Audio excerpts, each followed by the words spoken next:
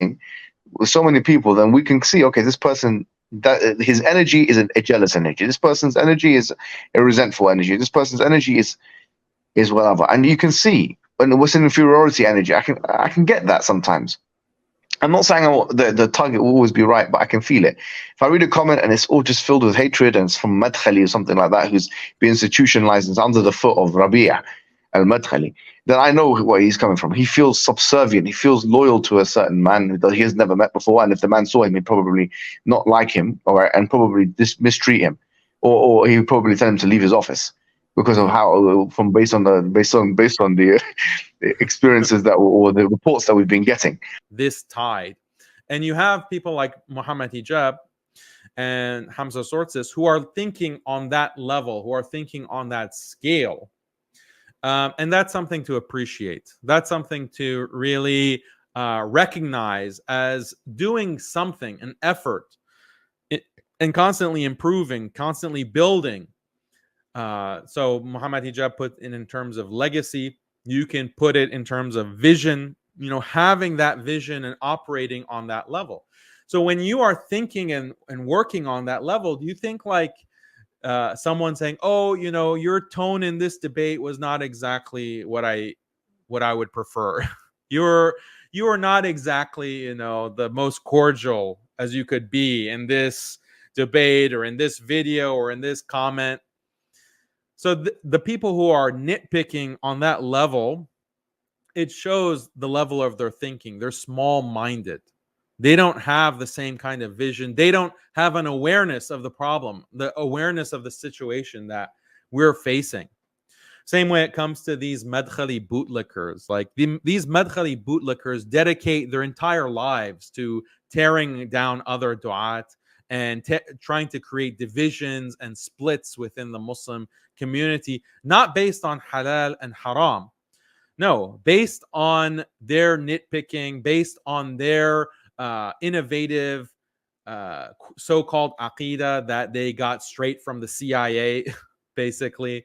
That's what their whole mission is in life. And you can see, like, what are they actually adding to address these kinds of problems? No, all they can say is don't debate. Yeah, don't debate.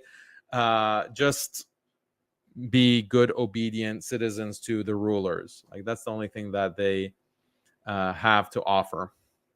So, brother, yeah, so this is the difference between bootlickers, some of these liberal soy boy tone policing. Oh, your tone is not appropriate. Oh, you need to be more gentle and so forth. These are people who are naysayers. They're pessimists who are just trying to drag others down. Let the people who are doing this kind of work and putting themselves out there. Yeah, we're not perfect. We can make mistakes. We're trying to improve. But the criticism that you're bringing is not proportional to the actual problem that we're facing. If you are facing this massive, so Brother Mohammed and Brother Hamza are bringing a lot of fighting analogies. So let me also bring a fighting analogy.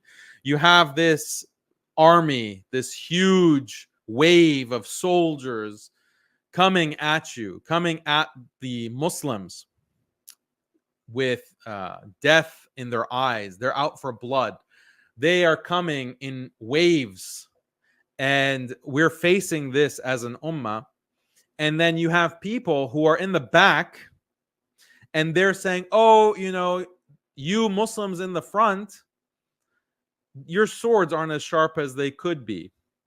Your swords you're not holding the sword exactly as it should be.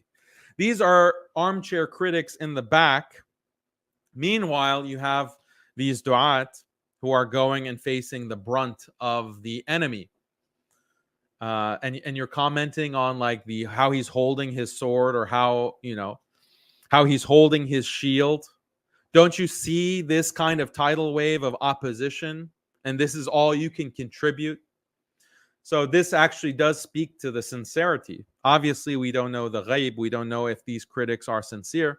Brother Muhammad says, the believer has firasa or basira and can tell certain things that aren't necessarily apparent.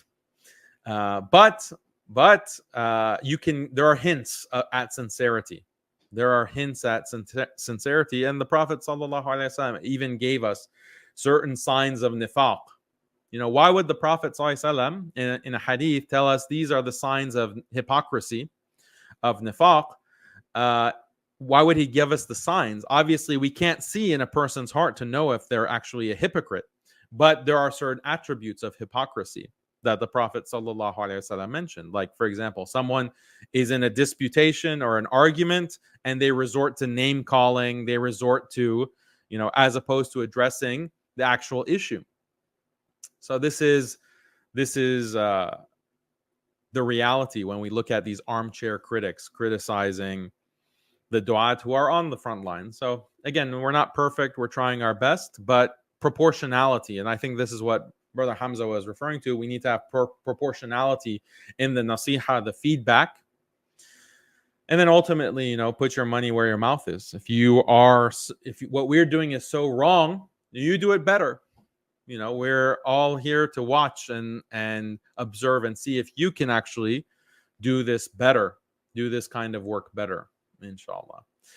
So person's whole life based on the comment. Yeah, the good thing about hijab, right? He's not here, so we could say this is, and I think this is the art of his popularity as well, is a sense of authenticity. And I think generally, and I've mentioned this before in the dawah, and this includes many brothers in the dawah, yourself and others. What you see is kind of in a way, like, you have your temperament, you have your persona, and many young men and women actually appreciate that a lot.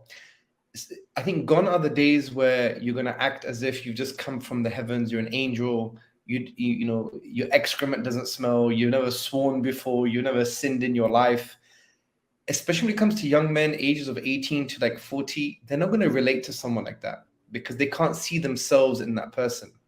And this kind of squeaky clean image, and I've mentioned this before, in some way, especially in our contemporary context, is not helpful to the growth and development of people and for them to actually see themselves in others.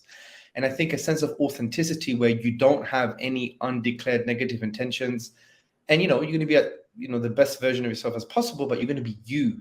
And that authenticity, I think you could see that a lot in hijab. So when he talks, you could, even when you may think he may say something that may not sound 100%, it's coming from a space of passion, love for the deen, and so on and so forth. And that goes with many brothers as well.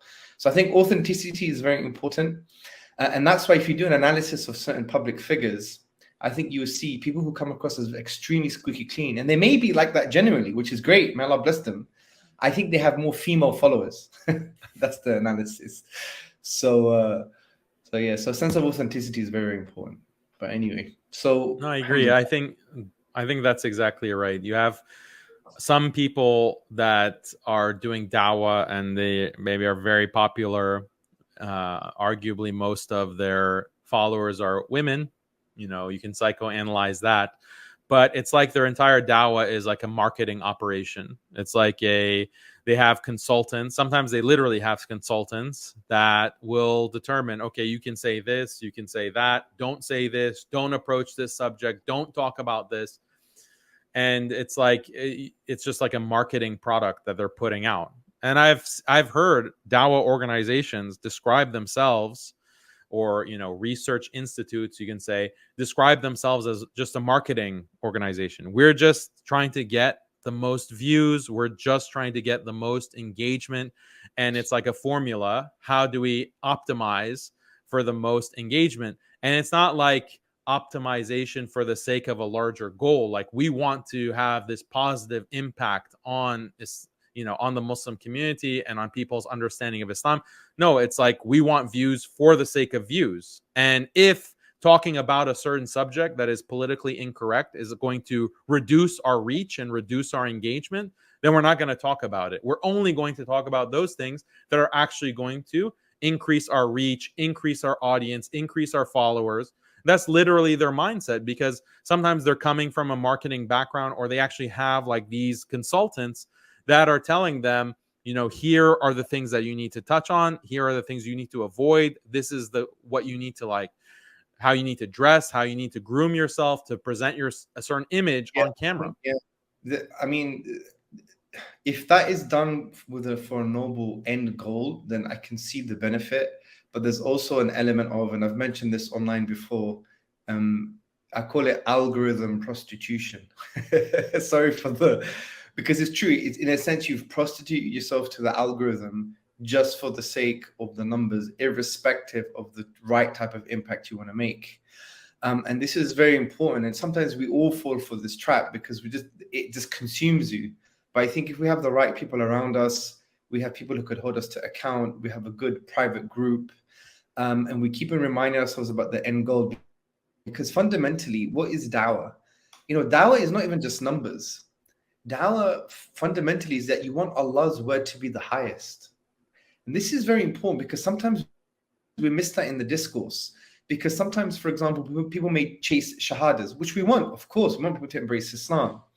But they may want to chase shahadas from the point of view that they just want them to be liberalized versions of Muslims. They don't have any greater impact or efficacy, which reminds me of the civilizational type of hadith where the Prophet talked about that, the nations are going to feed upon you, they're going to devour you. And then the Sahaba we're going to be small in number. And the Prophet said, no, you're going to be a lot. There's going to be kathir, there's going to be many, but you're going to be like the foam of the sea. You're going to be like the scum of the sea.